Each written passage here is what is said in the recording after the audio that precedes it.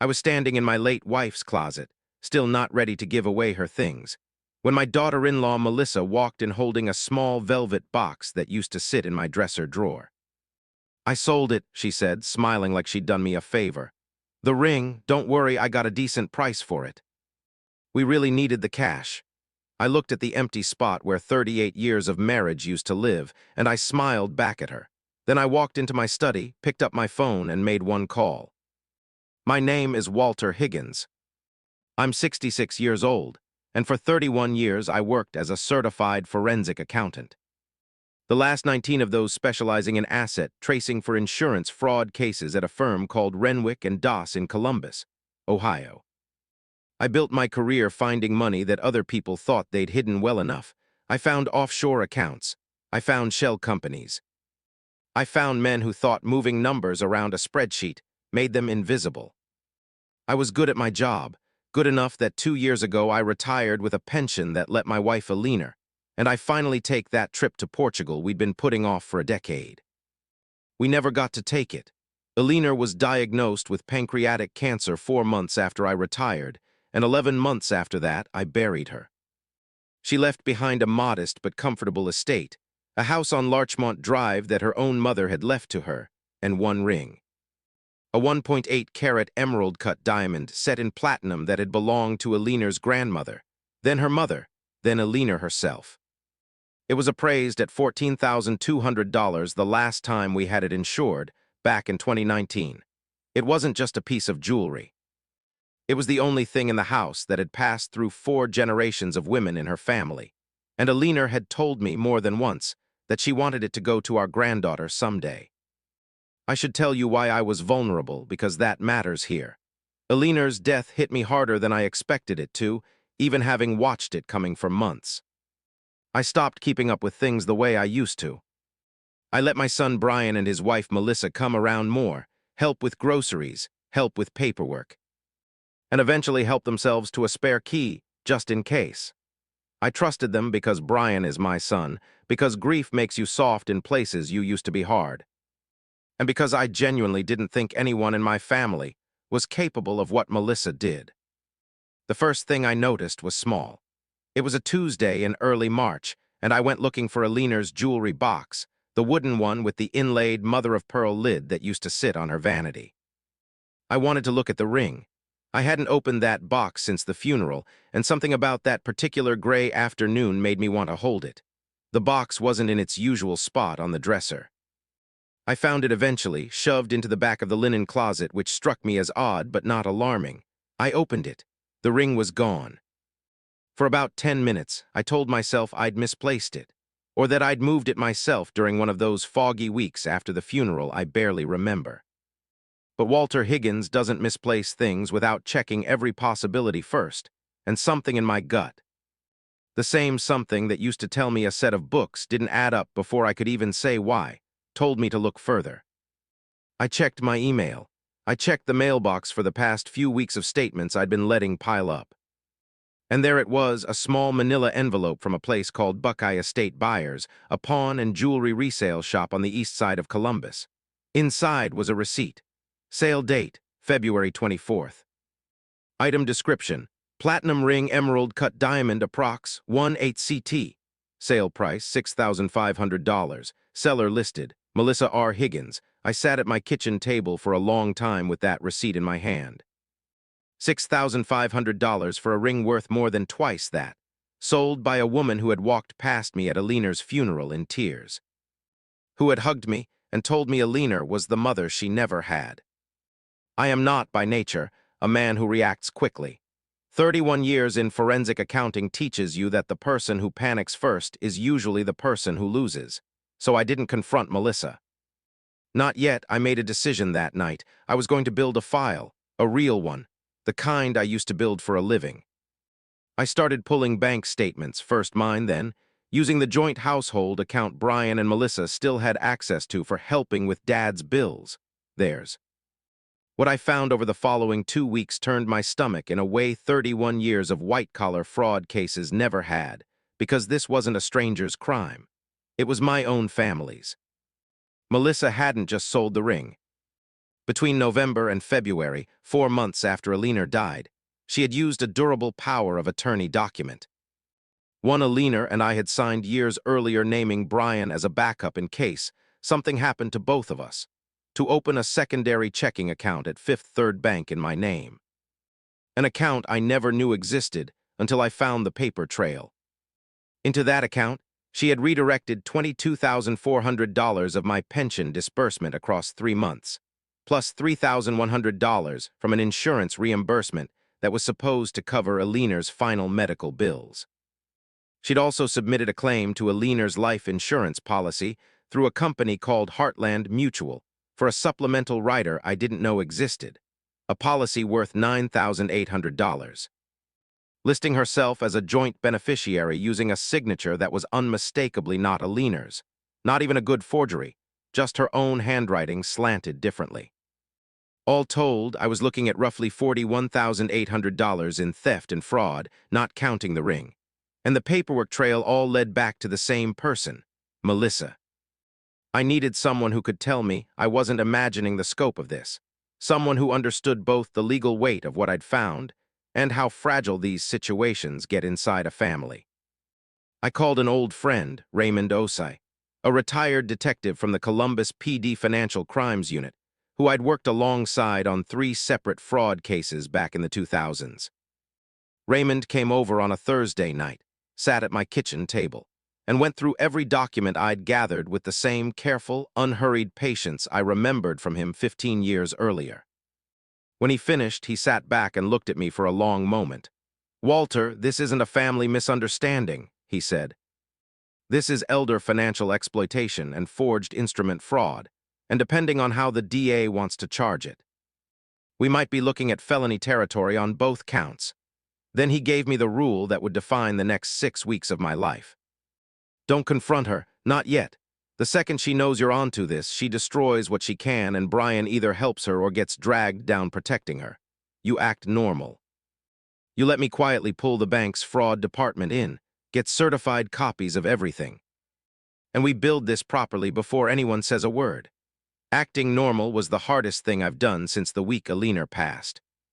Sunday dinners continued. Melissa continued sitting across from me at my own table, asking how I was holding up, telling me she'd been praying for me every night.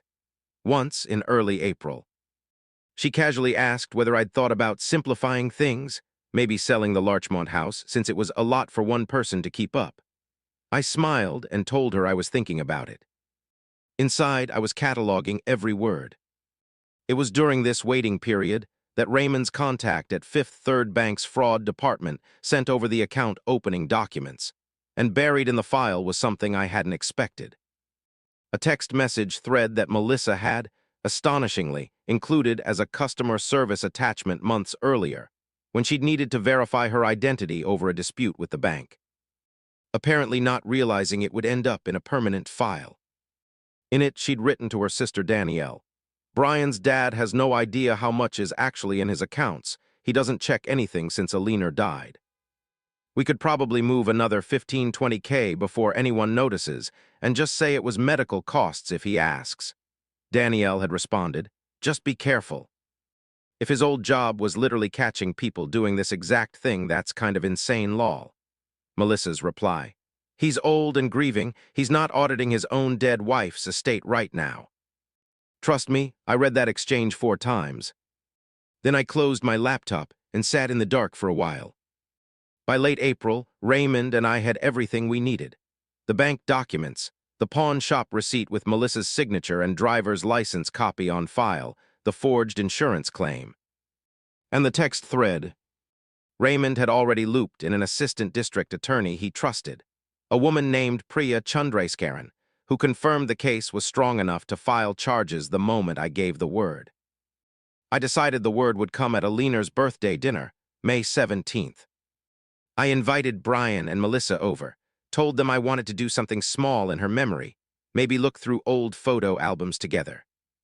Melissa arrived in good spirits, brought a bottle of wine, told me how much this meant to her. About halfway through dinner, she set down her fork and looked at me with an expression I now recognize as calculation dressed up as concern. Walter, I've been meaning to bring this up gently, she said. Brian and I think it might be time to talk about you signing the house over, or at least adding us to the deed. Just for protection in case something happens to you suddenly, so we're not stuck in probate court for months. You know how that goes. She reached over and patted my hand. We just want to make sure everything's handled the right way before anything else gets complicated. I set my own fork down. Funny you mention complicated, I said. Because I wanted to talk to you both about something too. I reached into the folder I'd set beside my chair, the same kind of folder I used to bring into depositions for 31 years. And I laid the pawn shop receipt on the table first. Then the bank documents. Then the forged insurance claim. Then last a printed copy of the text thread with Danielle. The color left Melissa's face so fast I actually watched it happen, like watching a light switch off. Brian picked up the pawn receipt with shaking hands and looked at his wife. Melissa, what is this? I can explain, she said, and her voice had gone thin and fast. Walter, we were drowning okay. Brian's hours got cut at the plant. We had 2 car payments, and I panicked. I thought it was a temporary thing. I was going to put it back. You forged my late wife's signature on an insurance claim, I said, keeping my voice level. The same voice I used to use across a table from men who'd embezzled 6 figures, and cried the moment the numbers came out. You opened a bank account in my name using a power of attorney, meant for medical emergencies. And you sold her grandmother's ring for less than half what it was worth because you needed cash fast and didn't care what it cost me to lose it. We were desperate, Melissa said again, quieter now. Like she thought the word itself was an argument.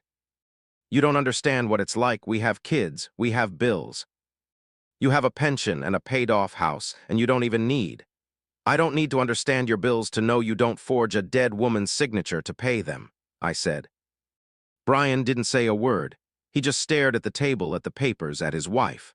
I told them Detective Osai already had everything and that the DA's office had a file open. I wasn't cruel about it. I didn't raise my voice once, but I also didn't take a single word back. What followed took about 7 months to fully resolve. Melissa was charged with 2 counts of forgery, 1 count of financial exploitation of an elderly person under Ohio's elder abuse statute, and theft by deception. She eventually took a plea deal, 18 months in a state facility, 5 years probation following release, and a restitution order requiring her to repay the full $41,800, plus the difference between the ring's appraised value and its sale price, roughly $7,700 more. Brian was never charged. The DA's office concluded correctly that he genuinely hadn't known, though the marriage did not survive the fallout. He filed for divorce 4 months after the sentencing. My granddaughter, Sophie, who's 11, spent that year confused and grieving a version of her family that no longer existed, and Brian and I are still working, slowly, on rebuilding something between us that isn't clouded by what his wife did. I never got the ring back. Buckeye estate buyers had already resold it to a private buyer within 2 weeks of Melissa's sale, and by the time Raymond's investigation caught up to it, it was gone for good. That's the one piece of this I still sit with some nights. The ring outliving 4 generations of women in Alina's family, only to end up on a stranger's hand, because someone I trusted needed $6,000 fast. I used the restitution money, once it started coming in, to buy Sophie a ring of her own for her upcoming 16th birthday. Nothing extravagant, just something that will be hers and only hers. Something no one can quietly walk out the door with while I'm too busy grieving to notice. I go to lunch with Raymond most Thursdays now. I've started volunteering 2 afternoons a week, helping a local nonprofit that assists elderly people who suspect they're being financially exploited by family members, which is a more common problem than most people realize, and a far lonelier one, because who do you tell when the thief shares your last name? I think about that night in Alina's closet often, the moment Melissa smiled at me holding an empty velvet box. She thought grief had made me weak. She was half right. Grief did soften something in me, but it never touched the part of me that spent 31 years learning exactly what a lie looks like on paper. Blood may share your name, but it doesn't get to rewrite your bank statements. Grief makes you vulnerable, but it was never supposed to make you stupid. I didn't lose Alina's ring to a stranger. I lost it to someone who called me Dad, and that's the part they never warn you about. If you enjoyed this story, please subscribe to our channel for more true stories like this one. And let us know in the comments what you think Walter should have done differently, or what you would have done in his place. Thank you for watching.